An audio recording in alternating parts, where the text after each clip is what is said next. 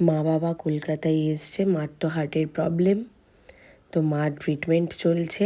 BM Birla হসপিটালে মা আজকে ভর্তি হবে, মার এনজিওগ্রাফ হবে আজকে, সেই জন্য হসপিটালে আজকে থাকতেও হতে পারে, আমরা অ্যাকচুয়ালি জানি না। তো দেখো আমি বাবা মা তিনজনেই বেরিয়ে পড়েছি, আমি যেতাম না, তো বাবা মা দুজনেই বলল যে তুমি চলো, না হলে মার অন্তত ভয় করছিল।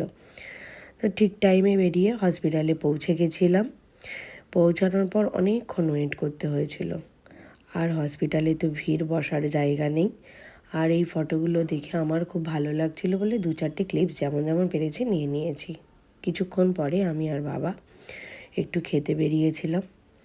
বাবা আবার হসপিটালের ভেতরে ঢুকে দাদা চা এনে দিয়েছিল, বাবা খাচ্ছিল। আমি বললাম কী খাচ্ছ দেখাও। তো যাই হোক, ছোটো ছোটো করে কিছু ক্লিপস আমি নিয়েছি, যেমন পেরেছি তোমাদের সাথে শেয়ার করব।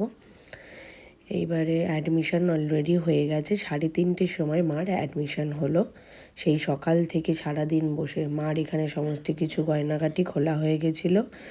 বাবা, আমি আর দাদা ওয়েট করছিলাম মাকে ভর্তি করিয়ে দিয়ে চলে যাব। এখানে আমি মাকে নিয়ে গিয়ে ড্রেস চেঞ্জ করিয়ে দিয়েছিলাম। ওদেরও লোকজন ছিল, তবুও মা বলল আমাকে চেঞ্জ করে দিতে। ভয়ও পাচ্ছিল, বললাম ভয় পাওয়ার দরকার নেই, টেনশন করার দরকার নেই।